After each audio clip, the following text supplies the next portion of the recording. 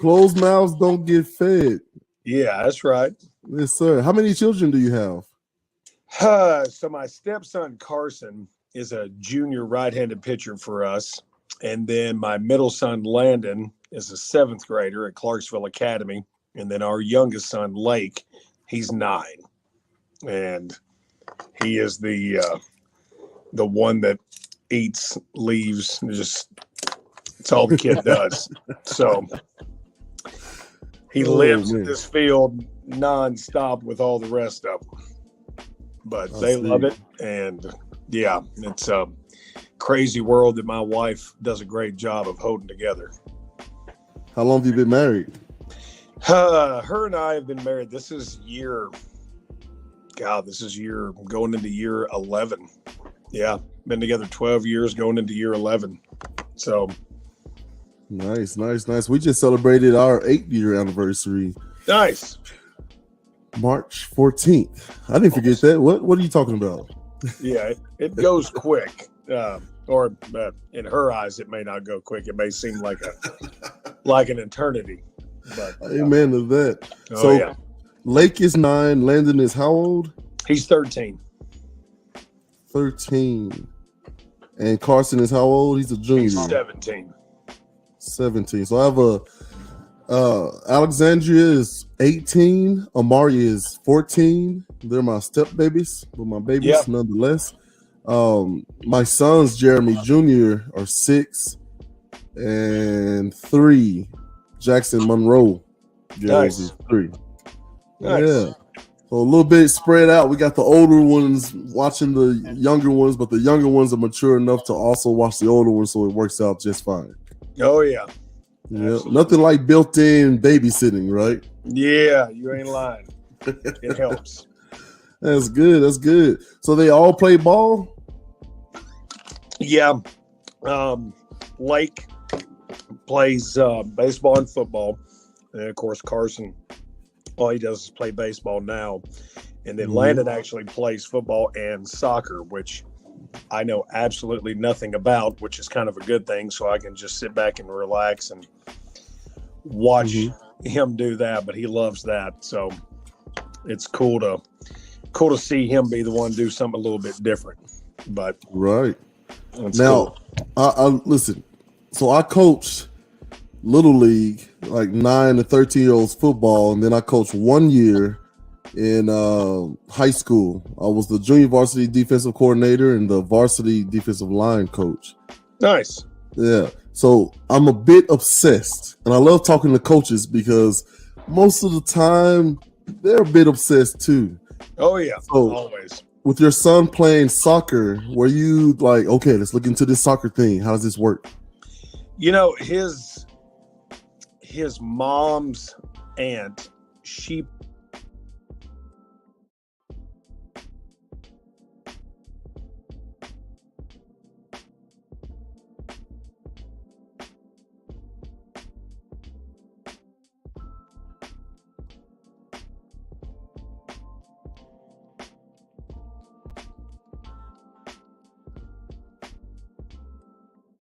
Closed mouths don't get fed. 17. So I have Alexandria is 18. Amari is 14. They're my step babies, but my babies nonetheless. My sons, Jeremy Jr., are 6 and 3. Jackson Monroe is 3. Nice. Yeah. So a little bit spread out. We got the older ones watching the younger ones, but the younger ones are mature enough to also watch the older ones, so it works out just fine. Oh yeah. Yeah. Absolutely. Nothing like built-in babysitting, right? Yeah, you ain't lying. It helps. That's good. So they all play ball? Yeah. Lake plays baseball and football. And of course, Carson, all he does is play baseball now. And then Landon actually plays football and soccer, which I know absolutely nothing about, which is kind of a good thing. So I can just sit back and relax and watch him do that. But he loves that. So it's cool to see him be the one do something a little bit different. But right now, cool. I listen. So I coached little league, like 9 to 13-year-olds football, and then I coached 1 year in high school. I was the junior varsity defensive coordinator and the varsity defensive line coach. Nice. Yeah. So I'm a bit obsessed, and I love talking to coaches because most of the time they're a bit obsessed too. Oh yeah, So always. with your son playing soccer, were you like, okay, let's look into this soccer thing. How does this work? You know, his mom's aunt, she played soccer at Austin P while we were up there. So there was that background there because obviously I had none whatsoever. So when he was up there, he started doing a little bit of rec soccer and kind of fell in love with it. And now he plays for the middle school and, does rec on the side. So, it's cool to see it. I mean, we get out in the yard and he actually shows me drills that he needs to do. So that's kind of cool. And I just run him through that because I think when you're a coach, it doesn't matter if you know the sport or not, as long as you can be organized and motivational, the kids can get something out of it. Now, obviously, you have to have some sense of the fundamentals of whatever the sport is, but as long as you can keep them engaged, especially at the younger ages, that goes a long way, even if your content knowledge might not be there. That sounds familiar. Yeah. Sounds familiar, Coach. So I love how you say engaged and, as long as you're enthusiastic, right? Yeah. So you have to have a degree of knowledge about the sport. You have to have a degree of passion. So that's where the head meets the heart, so to speak. Yep. Right. So there's a movie I love with Morgan Freeman. It's called Lean on Me. Have you seen it? Oh, yeah. Yeah. Yes, sir. Enthusiasm is not the enemy of discipline, right? That's right. I took that to heart as a little kid, man. Yeah. So how do you create little leaders on your team? Because the leaders on the field become an extension of a coach, and so your coaching philosophy sort of you create all of these arteries and veins to where you're all connected. Yeah, I think especially with the younger ages, it has helped me tremendously. Now I coach all ages, whether it's I'm doing lessons or doing camps or coaching my youngest son's team. And I started that when he was 6, all the way up to the high school level. Just especially in the game of baseball, we have to constantly keep them motivated and moving, because unless a kid really loves baseball, it can be boring to them. It's not fast-paced like basketball. It's not fast-paced, like football. So my practices, especially for the younger kids, we're constantly doing group and drill work. Anytime I do coaching clinics. Always working. That's right. But we try to keep them constantly engaged so they don't feel like they're practicing. Now, obviously, when you get to the high school level, once they're middle school aged, even 12, 13, 14, then you have to start doing a little bit different things. But as far as creating the leadership, they follow you. If they see your excitement and your passion, and I am a very loud coach, and over the years, I realized that there are people that, for whatever reason, they take offense to that. I'm talking about opposing fans, opposing players, but I mean, that's just how I am. And I know that can come off bad to some people, but I'm not going to apologize for my passion. I think passion's a good thing as long as it is directed at your own team, at each other, instead of because we're in such a place now where some people take it as a look at me thing. When somebody bat flips after a home run, or somebody, yells after a strikeout, or a great catch is made in football, and, everybody's wanting to say, yeah, I think there's a fine line between letting the kids and the players be passionate while also regulating some respectability of the sport, of the of the integrity of the game. And I think to each his own, to how much you want to allow or not allow. But we're in a world now where they want instant, I don't want to say gratification, but I guess I'll say it. They want to be able to get on their phones, press a button, and find the information they want to see. Yes. So we have to watch how we handle them.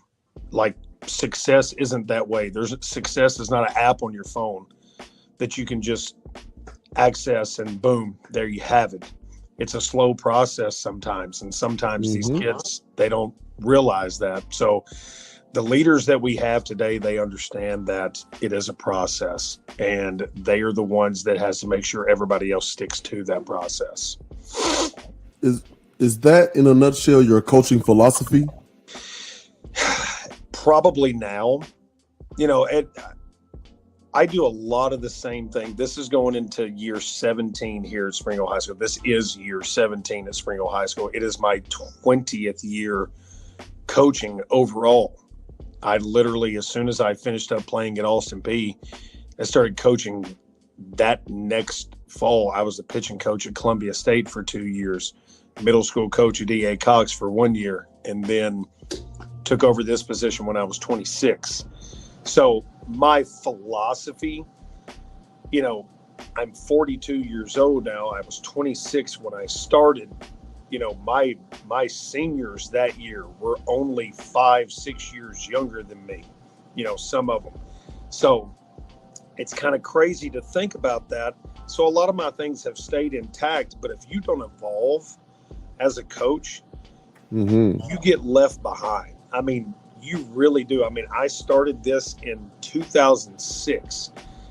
Think about how many things have changed from 2006 to 2020. We're having to deal with so much more now. You know, social media and all these things have made the game so much more. I don't like to say difficult. I really don't. But a lot of people do say it's made coaching more difficult. And I think it's only difficult if you allow it to be. You know, kids have been kids since the beginning of time. Coaches in the 60s and 70s had to deal with things. The 80s, the 90s, the 2000s. You know, the high school athlete as a whole has evolved some, but you still have things that you have to regulate and you have to discipline. So I think if you don't evolve and your coaching philosophy doesn't evolve, you are not going to be in this business very long. That's incredible. So that's one of the things we talked about before. We had the question, are kids soft? Right. And so what we ended up doing was better defining what soft meant. And it was lack of discipline, lack of focus, and things like that. So we try to change the terminology and change the narrative that kids are soft. And kids just have, it's not kids are soft.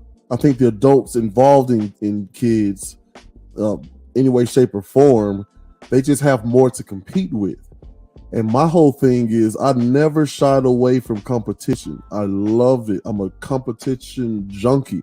My kids and I race to see who can get dressed the fastest, brush their teeth the fastest, right? And get buckled up in the car the fastest. Like, everything for us is competition. I've created a couple of little monsters in the wake of all that, but it's part of it.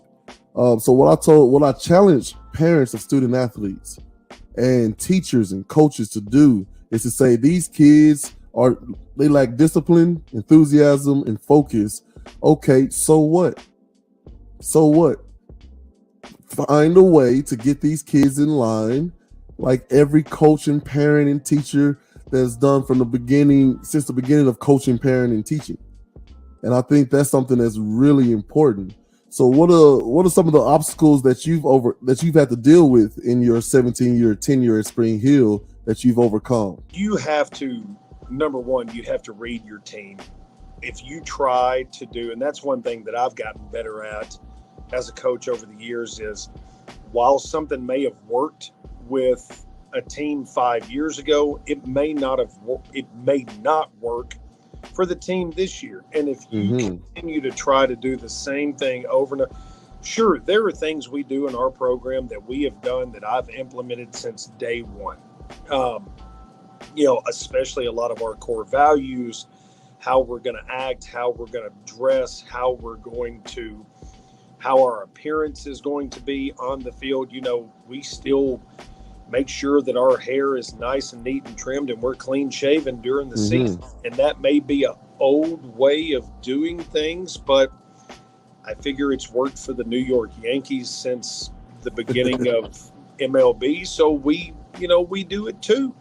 Um, tucking our shirts in, that's a big thing with us. And I tell them all the time that absolutely makes no difference on how good of a baseball player. Right. It absolutely does not make you a better athlete, a better player.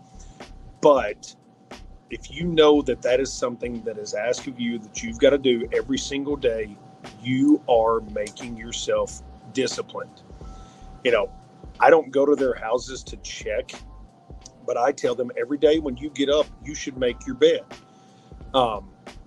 That's one of our things. There was a military officer, I don't remember off the top of my head. We watched it when he first did it, but he gave a commencement speech at a Mm-hmm. college graduation. And he said, if you don't do one thing right the entire day, when you get up, make your bed, you've done one thing right. You were disciplined enough to do that one thing. And if you can start your day doing one disciplined thing, you've already got the day started off on a good foot. So just stuff like that we try to implement. And that doesn't even have anything to do with the game. That is more about life. If they can do things like that, then it's going to help them when they leave here. Because I don't remember, again, top of my head, how many hundreds of players that I've coached in my 17 years, but only 64 have went on to play the collegiate level. Now, that's a lot. That's a Right. lot of dudes going on to play college in a short amount of time. But more than that, go on to just life, because they're all eventually just going to be, in the game of life. So we try to prepare them for that as much as we do game day on the field. That's incredible, and it's funny. I was born in Dallas, Texas, and raised in Tennessee most of my life, and yeah, so I've been born into being a Cowboys fan and Texas University fan, right? Hook 'em horns and all that. So I remember that adjustment speech. I feel like it was 2014 or so. I feel like it was Admiral William. I'm gonna mess this name up. William H. McRaven, maybe. And that's one of the things. So I used to work with Alzheimer and dementia patients at an adult daycare, basically. And there was a retired colonel there, and I said, as a colonel, how did you get thousands of men and women to all line up, believe what you're saying, and then act on it? And he says, "Oh, that's easy. You set the standard and you lower it for nothing." And he talked about the psychology behind getting those wins first thing in the morning, right? What they found in science, and it's true in religion too. I don't know if you're a religious fella. Yes, but, yes, sir. So it's true. When my whole thing is the Venn diagram between religion and science. Whenever they meet in the middle there, you really need to pay extra care to that. And one thing that science and religion believes in is what you hear, what you say about yourself changes you on an intimate level. Now, science have actually measured this and see that if people say, "Yep, I'm strong, I'm strong, I'm strong," like literally on a molecular level, your bones actually become more dense. Your muscles recover faster just from saying things. There's an IKEA experiment that showcased the same thing. You got two plants. The only difference between them, same sun, same water. Only difference between them is a recorded loop of, "Man, you suck. You're the worst. You're going to shrivel up and die." And the other one is, "Oh, you're such a great plant. You're going to be the biggest plant in the world." One shriveled and died in a third of the time. And in that same amount of time, the other one that got the positive affirmations literally outgrew what they expected it to. So there's really something to that. Setting the standard and just start with small victories. I tell my kids the same thing. Get yourself some small victories and then go out and create positive ripples in the world. So with you, I wanted to ask, how was the team when you took it over? And then how is it now? And then what's next for you all? I get asked that all the time. Like, how was it when I took over? And, obviously there's a lot of different directions you can go with that. And all I'll say is we were prepared to take it from where it was at to the next level. Not saying that where it was at was bad, was good, was average, whatever. We were just, and I say we because you have to surround yourself with people that want the same things that you did. So we wanted to have a complete shift in culture, and people don't realize how hard it is to create culture. It is nonstop. It is something that you can never take your foot off the gas pedal. There will be bumps along the way. There will be people that don't agree with it. So I was fortunate that I was surrounded by players and parents that wanted to shift everything as well. And we went from being a program that only had a district runner-up, which was actually when I was in high school in 1996. Spring Hill walked it off against Loretta, where I was from. That was the only piece of hardware that this school had. And 4 years later, the freshmen that came in with me led us to, state championship game in 2010. And then we just had an incredible run there, 11, 12, 13, 14, 15, 16 with runners up 10 and 12. And then we're in the state tournament all those years. And we finally, won it all in 16. But it was a mindset of this is how we want it to be. This is how we want it to be perceived. I think now with all these camps that we do, it's crazy to see how much over the years now when I introduce our team at camps and I say, how many of y'all attended a Raider baseball camp when you were small?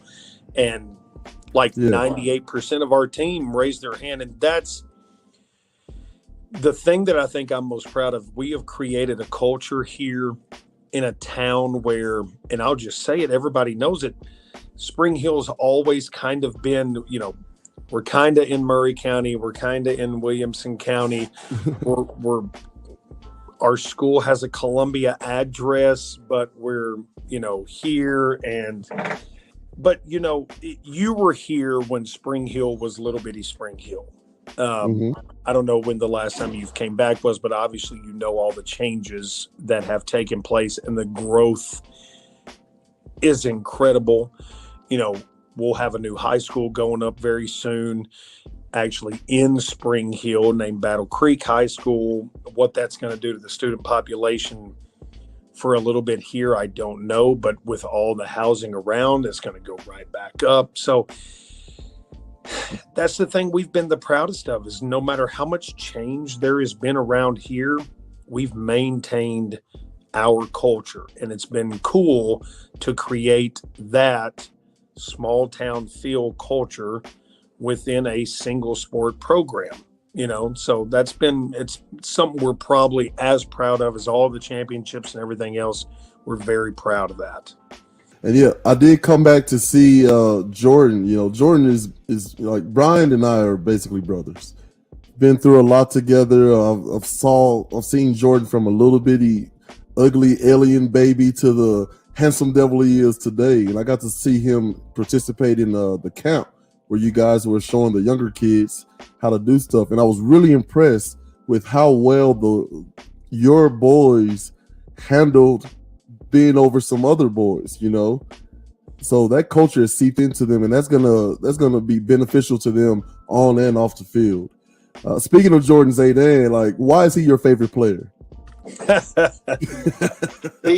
Hold on just a second. No, that's what I tell everybody. Everybody asks all the time, who's your favorite player on the team? I said, well, that's a question that I never answer. And even when my my youngest son gets up. That's not something you can say, but you know, he's worked hard. Um, you like every team that you have. Mm-hmm. You find different intricacies about every team, but we've left practice a lot this year, and we've gone like this team. Just like this team. We don't have a big arm. We don't have a low to mid 90s arm. We don't have a huge bat that's just going to, drop double digit home runs. What we do have is a lot of guys that want to go out there and play hard and win. Jordan in that group. We've just got a lot of guys that have a collective mindset of we're going to work hard and go out and do our jobs. And if that's good enough at the end of the day, then so be it. So that's the type of team that they are. And, I think so far this season, we've shown that a few times, that, district play starts today. Not long after I get off here with you, I'm going to be going down there with some of my classes and getting some stuff ready for our big district matchup with Paige today, who's, district play is district play. It doesn't matter who you're up against. Paige is a very talented team, so we look forward to playing those guys. Right. But, they're just a good team, and they work hard. And at the end of the day, that's all you can ask out of them, especially at the high school level. If you've got guys that are buying in and doing what you expect, at the end of the day, win or lose, you go home happy. That's amazing. Okay, so I'll let you sign off here. But stick around. We gotta let the software do what the software is gonna do. But I really appreciate your time. I get any last words you want to say? No, man, I appreciate you having us on. I know you've got some other great guys coming on too, so I'll be looking forward to listening to it. And you guys keep doing your thing. I appreciate it, Coach. That's Coach Lamm of Spring Hill High School. Go Raiders.